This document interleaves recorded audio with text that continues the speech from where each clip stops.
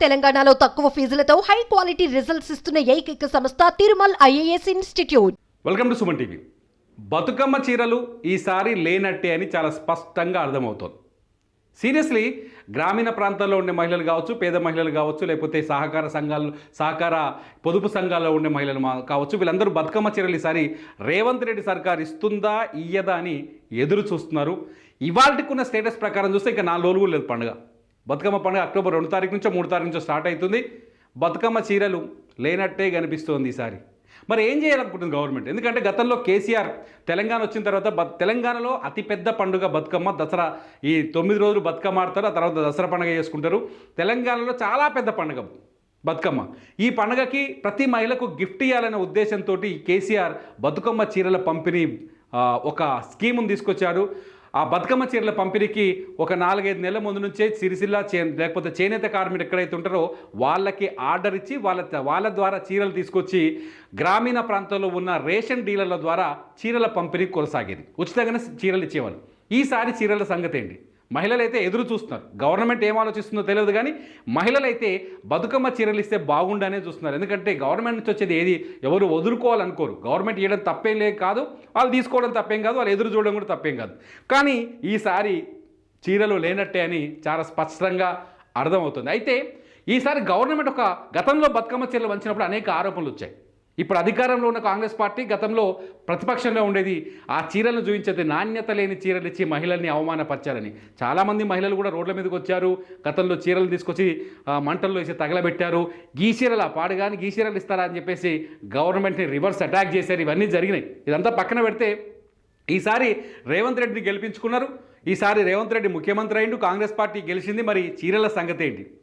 రైతు బంధు, రుణమాఫీ ఇవన్నీ మాడిఫై చేసుకుంటూ వచ్చిన ముఖ్యమంత్రి రేవంత్ రెడ్డి మరి మా చీరల సంగతి ఏం చేసినని ఊళ్ళల్లో ఉన్న లేడీస్ అడుగుతున్నారు. దీనికి ముఖ్యమంత్రి ఏం సమాధానం చెప్తారని జనమంతా ఎదురు చూస్తున్నారు.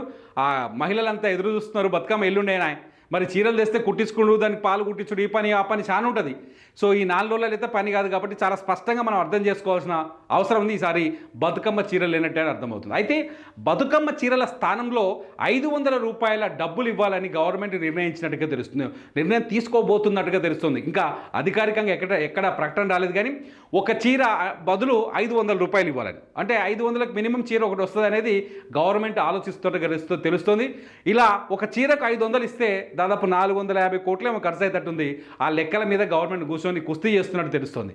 ఒకవేళ వేస్తే ఆ పైసలు కూడా రేషన్ డీలర్ల ద్వారా కానీ, లేకపోతే గ్రామీణ ప్రాంతాల్లో ఉండే పొదుపు సంఘాలు ఉంటాయి కదా, మన మహిళా సంఘాలు ఉన్నాయి కదా, చిన్నవి ఈ స్వయం సహాయక సంఘాలు, ఈ స్వయం సహాయక సంఘాల హెల్ప్ తీసుకొని ఈ 4-5 రోజుల్లోనే పంచాలని గవర్నమెంట్ ఆలోచిస్తున్నట్టుగా తెలుస్తుంది. ఎంతవరకు సాధ్యం అనేది కూడా కొంత నడుస్తుంది. ఒకవేళ డబ్బులు కూడా ఇవ్వాలా వద్దు అని ఇవ్వకూడదు అని నిర్ణయం తీసుకున్నారు అనుకోండి, ఈసారి బతుకమ్మ చీరలు లేనట్టే. ఎందుకంటే బతుకమ్మ చీరలు ఇచ్చి బదనాం అయ్యే కంటే ఇవ్వకుండా తిట్లు పడ్డదే బెటర్ అని ఆయన అన్నట్టుగా ఉన్నట్టుంది ఒక ఆలోచన. ఈ ఆలోచన కూడా ఉన్నట్టు తెలుస్తుంది. మొత్తానికి రేవంత్ రెడ్డి సార్ ఎప్పుడు మా బతుకమ్మ చీరల సంగతి అనేది మాత్రం ఎదురు చూస్తున్నారు. బతుకమ్మ చీరల పైన మాత్రం డిస్కషన్ అయితే గ్రామీణ ప్రాంతాల్లోనే కాదు, పట్టణ ప్రాంతాల్లో, మిడిల్ క్లాసులో, అన్ని క్లాసుల్లో చర్చ జరుగుతోంది. ఈ బతుకమ్మ చీరల్ని ఈసారి ప్రతిపక్షం మీకు ఎదురుగా ఉన్న బీఆర్ఎస్ కూడా మళ్ళీ ఒక అస్త్రంగా తీసుకునే అవకాశం కనిపిస్తుంది గవర్నమెంట్ వ్యతిరేకంగా. ఎందుకంటే ఇప్పటికే రుణమాఫీ పైన ఎడతెరిపి లేని అటాక్ చేస్తున్నారు, రైతు బంధు పైన అటాక్ చేస్తున్నారు, రైతు భరోసా ఎప్పుడని చెప్పేసి. సో గవర్నమెంట్ కూడా ఈ మధ్యలో స్పష్టత ఇచ్చింది రేవంత్ రెడ్డి గవర్నమెంట్. ఈ దసరా నాటికి పెండింగ్లో ఉన్న రుణమాఫీని పూర్తి చేస్తామని, అట్లాగే రైతు భరోసాని కూడా దసరా నుంచే మొదలు పెడతామని చెప్పేసి ఎకరానికి 7,500 చొప్పున, అంటే సంవత్సరానికి 15,000 చొప్పున ఆ పెట్టుబడి సాయం అందిస్తామని ఇప్పటికే గవర్నమెంట్ చెప్పినట్టు తెలుస్తుంది. అయితే ఈ బతుకమ్మ పండగలోపు మరి ఒక 2 వరాలు ఇచ్చినట్టు కొడుతుంది. 3వ వరం ఇది ఒక్కటి కూడా మహిళలకు కూడా బతుకమ్మకు చీరలు ఇస్తే మంచిగా ఉంటుంది. గవర్నమెంట్ ఆల్రెడీ గతంలో హామీ ఇచ్చింది మహిళలకి, ప్రతి మహిళకి 2,500 ఇస్తామని చెప్పేసి గతంలో మహిళలకి కాంగ్రెస్ ఎన్నికల మేనిఫెస్టోలో చెప్పింది. ఆ పథకం ఎప్పటి నుంచో తెలియదు, కానీ ఇప్పటికి చీరలు ఇస్తే బాగుండని మాత్రం గవర్నమెంట్ ఎదురు చూస్తుంది. ఎందుకంటే గతంలో బస్సులో ఉచిత ప్రయాణం ఇస్తామని చెప్పింది.